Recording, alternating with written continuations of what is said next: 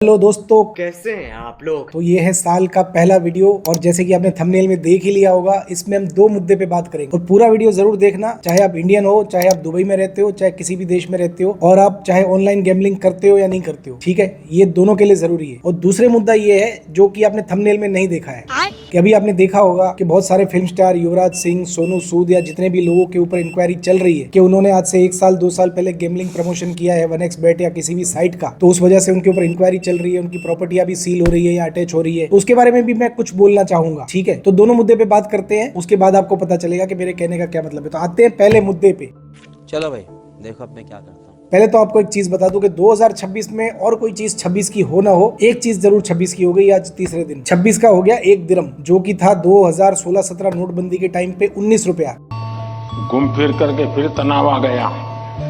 यानी कि इंडिया का 19 रुपया एक दिरहम के बराबर होता था। तो दुबई ने कितना प्रोग्रेस किया होगा, कितना, वो भी बिना इनकम टैक्स के। लोगों से 1 रुपया इनकम टैक्स नहीं लिया उन्होंने 2020-21 तक, कोविड तक। उसके बाद उन्होंने वेट चालू किया जो आज की डेट में सिर्फ 5% है, ठीक है। फिर भी कितनी तरक्की की होगी कि आज वो 19 का गूगल पे आपको रेट दिखा रहा होगा 24.5, लेकिन वो एक्चुअली में आज 25.5 या 26 हो चुका है। अब आप बोलोगे कि गूगल रेट अलग क्यों होता है, मैं आपको समझाता हूँ। आप अभी गूगल कीजिए, मेरा वीडियो चालू है, आप गूगल कीजिए कि $1 कितने का है। आपको न्यूज चैनल में क्या देखने को मिलेगा कि रुपया हुआ कमजोर, डॉलर पहुंच गया 90। तो अभी आपको पता ही नहीं है कि हमारा रुपया कितना कमजोर हो चुका है। डॉलर एक्चुअली 94 हो चुका है। अब आप बोलोगे भैया गूगल पे तो 90 है। आप एक काम करो, आप चाहे दिल्ली में हो, चाहे बॉम्बे में हो, चाहे बनारस में हो, दुनिया के किसी भी देश में हो, इंडिया के किसी भी छोटे बड़े सिटी में हो, किसी एक्सचेंज में जाओ और उसे इंडियन रुपीस देके बोलो मुझे डॉलर चाहिए, आपको 94 से नीचे कोई भी डॉलर नहीं देगा। इवन आपके पास अगर नोट पड़ी है, आप बेचने भी जाओगे ना, तो 93.5 मिलेगा आपको। तो रियल जो रेट है वो गूगल रेट हमेशा गलत है, उसके ऊपर का जो रियल रेट है वो मार्केट में आपको पता चलता है। तो हमारा रुपया इतना कमजोर हो चुका है कि 94 पे पहुंच चुका है। अब आप बोलोगे भैया इस वीडियो को रुपए की कमजोरी से क्या लेना देना है। हर चीज एक दूसरे से कनेक्टेड है। आज मैं जो आपसे बात करने वाला हूँ वो भी कनेक्टेड है। आपने अक्सर मीडिया में देखा होगा, इंस्टाग्राम की रीलों में देखा होगा कि यार दुबई कितना अच्छा है, बुर्ज खलीफा पे ही लोग 31st मनाते हैं। इवन हम लोग इंडिया में हो, चाहे श्रीलंका में हो या किसी भी देश में हो, हम 12 बजे के बाद पहला वीडियो क्या देखते हैं, यार बुर्ज खलीफा में कैसे पटाखे फूटे हैं, ठीक है। दुबई की सड़कें इतनी अच्छी है, दुबई में गाड़ियां इतनी अच्छी है, वहाँ पे जॉब में पगार इतनी अच्छी है, वहाँ पे लड़कियां खूबसूरत है,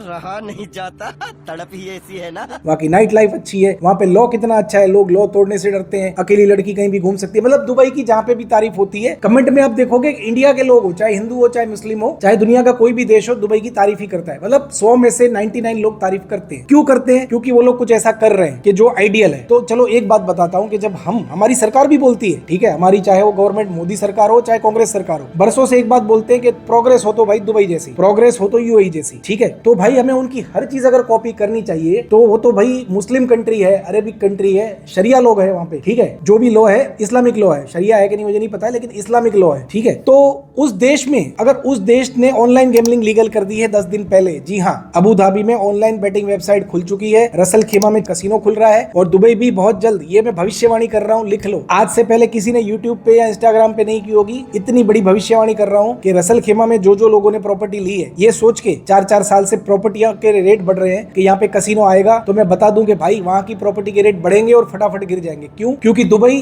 6 महीने में कसिनो ले आएगा। ये कहीं पे भी ऑफिशियल स्टेटमेंट नहीं है, लेकिन मेरी तरफ से आपको ये न्यूज दे रहा हूँ पहले कि 2026 खत्म होते होते रसल खेमा में कसिनो ओपन होगा, शायद उससे पहले या तुरंत उसके बाद या उसके साथ दुबई में एक नहीं 2-3 कसिनो खुल जाएंगे। तो आप सोचो कि रसल खेमा कौन जाएगा जुआ खेलने, क्योंकि दुबई में नाइट लाइफ है, दुबई में दारू है, दुबई में लड़कियां हैं, दुबई में अच्छी प्रॉपर्टी है, दुबई में अच्छा खाना है, दुनिया के हर देश का रेस्टोरेंट है, शॉपिंग है। तो सिर्फ जुआ खेलने के लिए कोई क्यों जाएगा 1.5 घंटा ड्राइव करके। तो रसल खेमा में जो प्रॉपर्टी जिसने ली है वो वापस पिछवाड़े में घुस जाएगी, ठीक है। बात नंबर 2, हम अपने मुद्दे पे आते हैं। इस वीडियो का जो मुद्दा था कि भाई अगर हर चीज में हम दुबई की कॉपी करते हैं, चलो कल तक तो ये था कि यूके में गैम्बलिंग लीगल है, अमेरिका ने जो सालों तक नहीं की थी, 5 साल पहले 3 साल पहले अमेरिका ने भी लीगल कर दी, पहले फैंटासी की, अब लीगल कर दी। आधे से ज्यादा स्टेट में अमेरिका में लीगल हो चुकी है और बाकी में भी हो जाएगी। ऑस्ट्रेलिया में है, न्यूजीलैंड में है, सारे यूरोप में है। हमने बोला कि भाई पाकिस्तान में नहीं है तो हम नहीं करेंगे, क्योंकि हमें तो हर चीज में पाकिस्तान से कंपेयर करना है खुद को, और हमारा विजन तो बड़ा है नहीं। हमें पैसे भी कमाने हैं तो कितने कमाने हैं, पाकिस्तान से ज्यादा कमाने हैं, कि कभी भी बोल सके कि देखो वो गरीब है हम पैसे वाले वाले हैं। हमें बड़ा बनना है बांग्लादेश से, हमें बड़ा बनना है नेपाल से। हम कहने को चौथी या पांचवी इकोनॉमी है दुनिया में, और वाकई में होंगे, मैं झूठ नहीं बोल रहा हूं उसको। लेकिन भाई तो फिर एक बात बताओ कि अगर दुबई ने गैम्बलिंग लीगल की है तो हम इस टाइम पे इलीगल करके, जिन्होंने ये लॉ आया है कि आप गैम्बलिंग या गेमिंग की कोई भी ऐड नहीं कर सकते, उसके बाद तो देखो काफी लोगों ने डालना बंद कर दिया है अपनी स्टोरी पे। इवन मैंने भी नहीं डाला है अपनी इंस्टाग्राम स्टोरी में, या ना ही कोई मैंने उसकी रील बनाई है। तो आप एक बात बताओ कि जिन लोगों ने 2 साल पहले प्रमोशन किया था उन लोगों को अभी तंग करने का क्या मतलब है। दूसरी बात कि इंडिया का एक बड़ा ग्रुप है जिसके कम से कम 10-15 स्टेट में अखबार आते हैं, ठीक है, आप भी जानते हो, जिसमें तरह तरह के नाम है उसके। कहीं पे नाम दिव्य से चालू होता है, कहीं दैनिक से चालू होता है। आप समझ ही गए होंगे वो कौन सा ग्रुप है जो हमेशा सटोरियों के खिलाफ रिकता रहता है। भाई मुझे तो बताओ, पहले तो है ना ईडी को और इनकम टैक्स को और हमारी गवर्नमेंट को उसकी प्रॉपर्टियां चेक करनी चाहिए, क्योंकि उसने कम से कम 100 बुकियों की एड छापी है 5 साल तक फ्रंट पेज पे। ये मेरे वीडियो में मैं एडिटर को बोल रहा हूँ, एडिटर जी सारे स्क्रीनशॉट दिखाओ जब मैं ये बात कर रहा हूँ, सारे प्रूफ दिखाए जाए। महाराष्ट्र की बेस्ट बसों में 1xbet की एड चली है 5 सालों तक। महाराष्ट्र की लोकल ट्रेनों में एड चली है कम से कम 100 बुकियों की। एज ए एड एजेंसी मैंने तक उनको काम दिया है। महाराष्ट्र की, दिल्ली की सारी मेट्रो में जुआ की एड चली है। बेंगलोर मेट्रो, चेन्नई मेट्रो, जितनी भी मेट्रो है, हैदराबाद, कलकत्ता में ट्राम, आप बताओ कौन सी जगह। इवन गणपति पंडाल में भी बॉम्बे में 5 दिन तक एड चली थी बुकी की, फिर जाके शिव सैनिकों ने बोला कि भाई हटा दो, तब जाके हटी है। तो आप लोग क्या करोगे अब? गणपति पंडालों का भी जो पैसा है उसको भी तो स्क्रूटिनी करना पड़ेगा। आप कितनी चीजों को स्क्रूटिनी करोगे भाई? अगर आप जैसे किसी सेलिब्रिटी ने ऐड की है, मान लो मैंने ऐड की थी, मैंने पास्ट में जुआ की ऐड करके 5 करोड़ रुपया कमाया था, मैं मानता हूं मैंने कमाया था, उसमें से मैंने 2 करोड़ चैरिटी कर दी, 2 करोड़ बाहर में उड़ा दिए, 1 करोड़ मान लो मैंने कहीं पे इन्वेस्ट कर दिया। आप मुझसे अभी उसका हिसाब मांग रहे हो, आप सोनू सूद से हिसाब मांग रहे हो, आप युवराज सिंह से हिसाब मांग रहे हो या उर्वशी से मांग रहे हो, मुझे कोई फर्क नहीं पड़ता है। आप मांगो, आपका हक है। हमने गलत किया है, हमसे टैक्स लो, हमसे पेनल्टी लो, जरूरत पड़े अगर हम नहीं देते तो हमारी प्रॉपर्टी भी फ्रीज कर दो, अगर है तो। मेरी तो खैर है नहीं, लेकिन अगर है किसी की तो उसकी प्रॉपर्टी भी फ्रीज कर दो। लेकिन सबके साथ करो ना भाई, बॉम्बे गवर्नमेंट की भी करो, बॉम्बे मेट्रो की भी करो, इंडियन रेलवे की भी करो। इंडिया के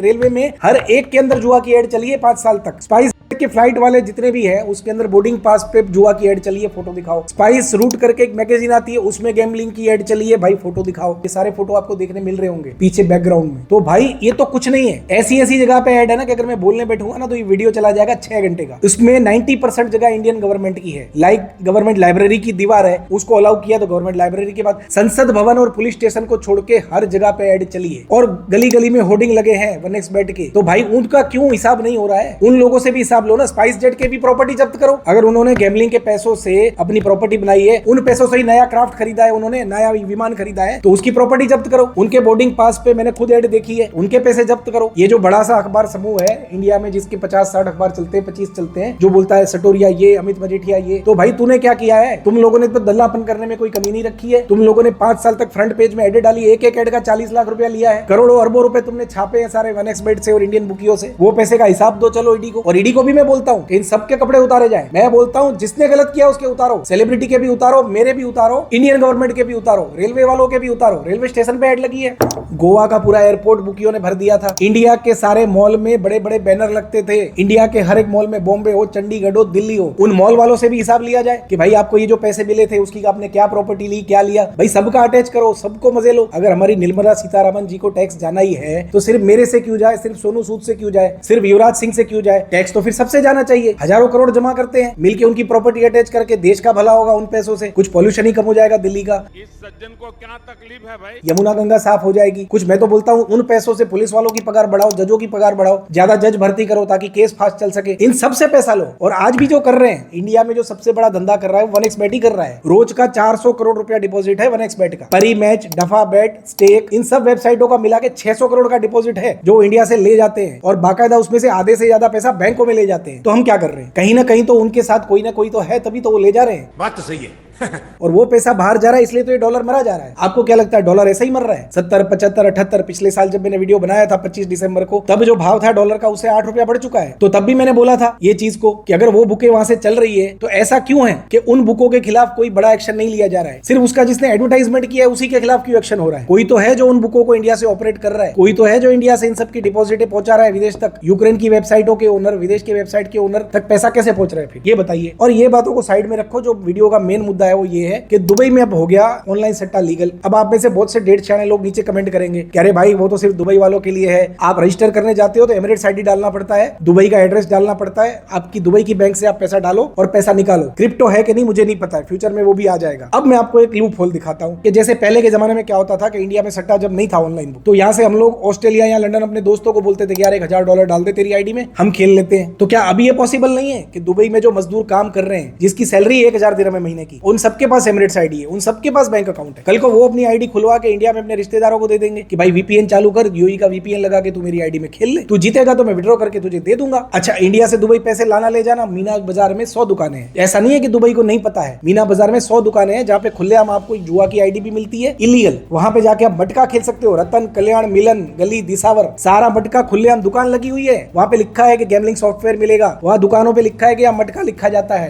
1 का 9.5 रेट पे। वहां पे आप कैश में जाके मटका भी खेल सकते हो मीना बाजार में, और वहां पे दुकानों में जाके मजदूर अपनी पगार देता है। क्यों? वो भी बताता हूँ क्यों। मजबूरी है उन बेचारे मजदूरों की। अगर वो 1000 दिरहम लेके एक्सचेंज में जाते हैं तो एक्सचेंज वाला गूगल रेट से उसके गांव में 23,000 रुपया देगा, और वही अगर वो मीना बाजार में जाके 1000 दिरहम देगा तो गांव में उसके घर पे 24,000 मिलेंगे। 1000 रुपए ज्यादा की लालच में वो मजदूर गलती से वो क्या कर रहा है, पैसे हवाले में भेज रहा है। उसको नहीं पता है कि मनी लॉन्ड्रिंग है। अगर दुबई से इंडिया 1000 रुपए भेज रहा है तो मनी लॉन्ड्रिंग है। अगर हमारा लॉ देखा जाए तो विदेश से पैसा लाना और ले जाना मनी लॉन्ड्रिंग होता है। तो वो तो वेटर भी मनी लॉन्ड्रिंग कर रहा है, मजदूर भी कर रहा है, वो छोटी कर रहा है, कोई बड़ी कर रहा है, फर्क कितना है। तो मैं आपको एक चीज बताता हूं कि कल को इसकी क्या गारंटी है कि जैसे अभी हमारा देश के लोग 1x बेट पे खेल रहे हैं, परी मैच में खेल रहे हैं, डफा पे खेल रहे हैं, जहां भी खेल रहे हैं, कल को इसकी क्या बेट फेयर में खेल रहे हैं, बेट 365 पे लंदन में सब जगह खेल रहे हैं। ठीक है, कोई क्रिप्टो से खेल रहा है, कोई बैंक से खेल रहा है, वो मुद्दा बाद का है। ऐसे हजारों वॉलेट है दुनिया में कि जहां पे बंदा शॉपिंग के लिए पैसे डालता है अपने क्रेडिट कार्ड, डेबिट कार्ड से, और उन पैसों से गैम्बलिंग कर रहा है। ठीक है, जो कभी साबित भी नहीं हो सकता कि उसने गैम्बलिंग करी। अब वो क्या गारंटी है कि दुबई में जो हजारों लाखों मजदूर हैं, इंडिया के, केरला के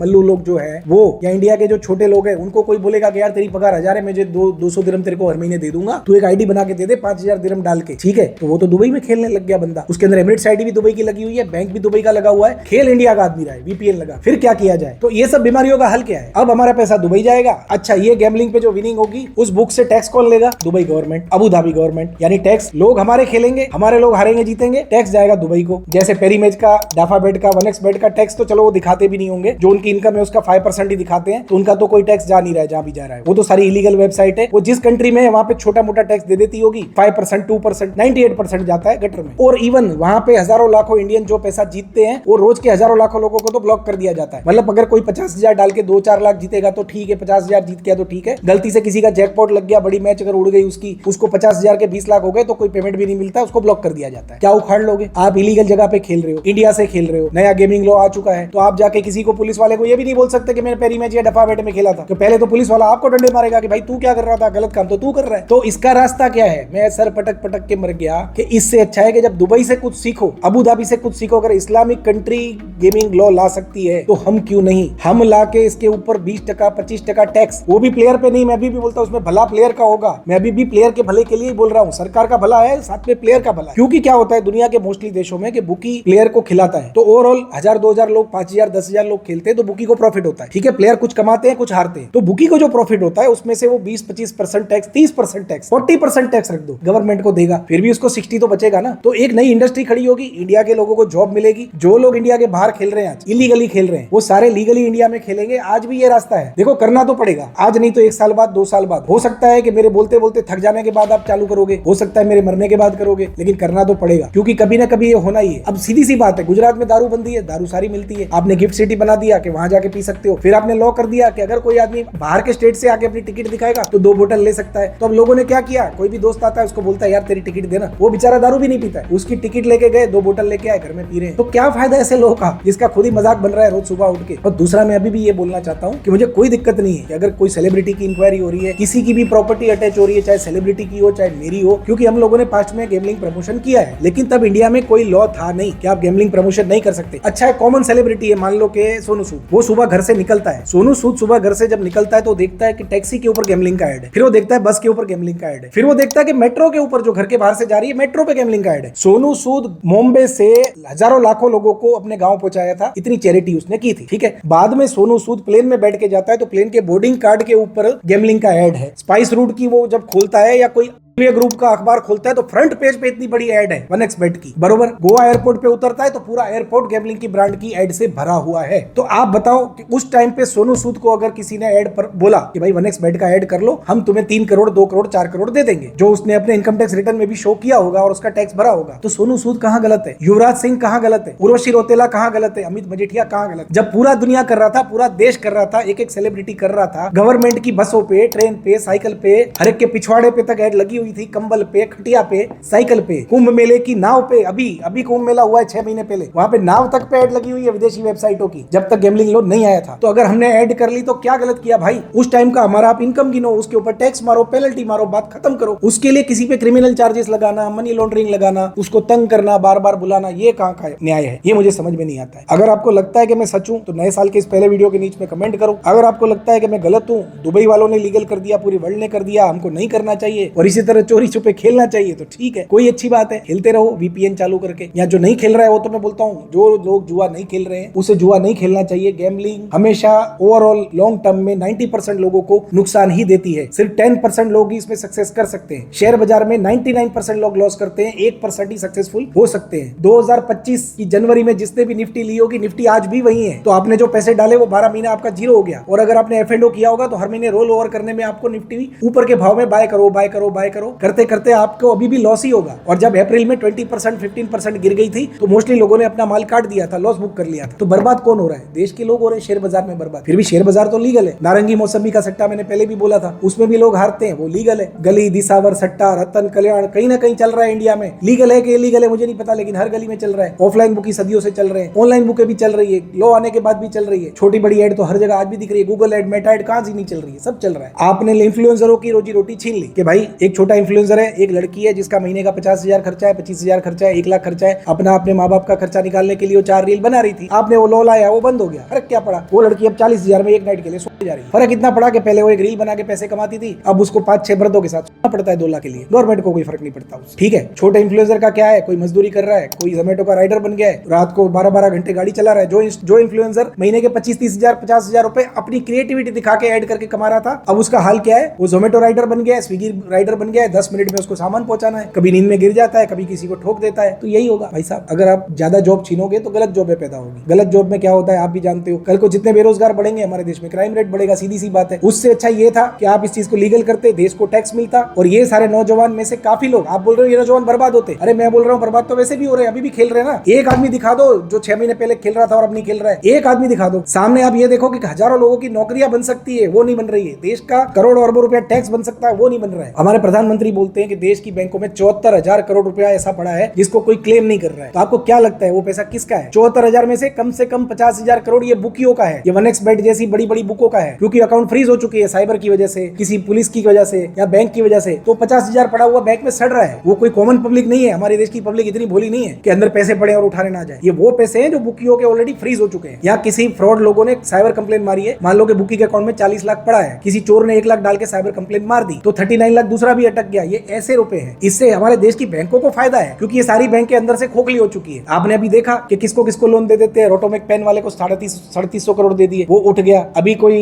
फाइनेंस की कंपनी है साउथ में, उसको 32,000 करोड़ का लोन दे दिया पीएनबी ने और दूसरी 40 बैंकों ने, वो बैंकरप्ट हो गया। नीरव मोदी जैसे चले गए, विजय माल्या जैसे चले गए। ये पैसे कहां से जा रहे हैं? ये तो बुकियों के हराम के पड़े हैं 50,000 करोड़। नहीं तो ये बैंक के कब की बैंकरप्ट हो जाती, आपकी निफ्टी गिर जाती, ये बैंकों के शेयर के भाव गिर जाते। साल का साला प्रॉफिट है 4,000 करोड़, किसी का 6,000 करोड़, किसी का 3,000 करोड़। इनकी 32,000 करोड़ की तो लोन जीरो हो रही है। तो ये बैंक कैसे खड़ी रहेगी आप बताओ? या तो गवर्नमेंट से भीख लेगी कि भाई हम तो बर्बाद हो गए, फिर दे दो। बार बार किसी को उधार दे देते हैं, वो लेके भाग जाता है, भिखारी की तरह चले जाते हैं गवर्नमेंट के पास कि यार दे दो। आरबीआई फिर आपके मेरे टैक्स के पैसे जमा करके दे देती है, लो और उड़ाओ, ये लो पैसे और दे दो विजय माल्या को, ये लो और नीरव मोदी को दे दो। रोटोमेक पेन वाला साला बॉल पेन बनाने वाले को 350 करोड़ की लोन दे दी, भागेगा नहीं तो क्या करेगा? मेरी बॉल पेन की फैक्ट्री हो, मुझे कोई 370 करोड़ दे, मैं भाग जाऊं? अच्छा बात नहीं है। 350 करोड़ दे दिए। ऐसे तो कितने हैं, लाखों करोड़ रुपए हैं जो लोग खा के भाग गए हमारे टैक्स पेयर के पैसे का। और देश को टैक्स कमाने के लिए जो धंधा दिखाया जा रहा है वो बंद करने की बातें हो रही है या बंद कर दिया गया है। अरे फैंटासी बंद करो ना, जिसके अंदर 49 रुपीज में लोगों को उल्लू बनाते थे। कोई नहीं बना करोड़पति, जितने बने वो भी नकली थे, बोट चलती थी। दूसरी भी एक कंपनी का फाउंडर भाग गया ना, क्योंकि अंदर बोट चल रही थी। ये जो ऑनलाइन गेमिंग चल रही है इसमें बोट तो होती नहीं है। आपने इंडिया पाकिस्तान की मैच में इंडिया के ऊपर पैसे लगाए, या आपने विराट कोहली के रन के ऊपर पैसे लगाए, इसमें बोट क्या कर लेगी? बोट आपको हरा ही नहीं सकती। आपने अगर बोला कि कोहली 32 करेगा, या आज की मैच इंडिया जीतेगा, तो बोट आपको कैसे हराएगी? ड्रीम 11 में तो हो सकता है, किसी भी फैंटेसी में हो सकता है कि आपने 1 लाख टीम बनाई, सामने 12 लाख बोट है, आप 12 लाख लोगों को पहचानते थोड़ी हो कि कौन खेल रहा है आपके सामने, कंप्यूटर है वो, इसमें कैसे हो सकता है? तो समझो कि ये स्पोर्ट्स ट्रेडिंग है और वो फैंटेसी था, वो पूरा स्कैम था, तो उसको बंद करना सही था। लेकिन उसके चक्कर में ये ऑनलाइन गेमिंग जो आपको हजारों करोड़ रुपया टैक्स दे सकता है, इंडिया में हजारों जॉब दे सकता है, उसको लीगल करना चाहिए। मेरा यही कहना है, करो नहीं करो आपकी मर्जी है, मैंने अपना व्यू रख दिया है। अगर ये वीडियो सही लगे तो कमेंट करना, अपने दोस्तों में शेयर करना, कुछ पढ़े लिखे लोगों को भी भेजना। और हाँ दोस्तों, ये मेरा पहला वीडियो है। दूसरा, मुझे काफी लोगों ने जो बोला था कि पिछले साल मेरे सारे प्रेडिक्शन 90% पास हुए थे, जैसे कि 76,000 में मैंने बोला था कि गोल्ड 1 लाख आएगा, जो आ गया था 4 महीने में। मैंने बोला था कि शेयर बाजार 15-20% गिरेगा, जो अप्रैल तक गिर गया था। मैंने बोला था कि बिटकॉइन 1,20,000 आएगा, तो पता नहीं शायद 1,32 तक तो चला गया होगा, अभी वापस गिर गया है, लेकिन 1,32 तक जाके आया है। मैंने ये भी बोला था कि 20,000 मिलता है, कोई भी चीज में 20% मिलता है, प्रॉफिट बुक कर दिया करो। और मैंने बोला था कि 2 लेजेंड क्रिकेटर, बड़े क्रिकेटर रिटायर होंगे, तो कोहली और रोहित शर्मा हो चुके हैं। ठीक है, मेरी एक भविष्यवाणी गलत हुई थी कि इंडियन क्रिकेट के लिए साल बुरा है, तो हमारी वुमेन क्रिकेटरों ने कब जीता, वो अच्छी बात है, तो इस हिसाब से वो एक मेरी गलत गई है, बाकी सब सही गई है। तो 2026 का भी वीडियो आएगा जिसमें मैं शेयर बाजार का बताऊंगा, गोल्ड सिल्वर का बताऊंगा। ठीक है, ये कोई टिप नहीं है, प्रेडिक्शन है, जो मेरे साथ न्यूमरोलॉजर और एस्ट्रोलॉजर की टीम है, मेरे दोस्तों की, हम सब मिलकर निकालते हैं। वो वीडियो 1 हफ्ते में आ जाएगा, आप जरूर देखना। फिलहाल के लिए इस वीडियो को खत्म कर रहा हूँ, थोड़ा दिल में भड़ास थी तो निकाल दिया। आपको अच्छा लगे तो समझदार लोगों में इसको शेयर करना, लाइक करना, कमेंट करना। Bye bye.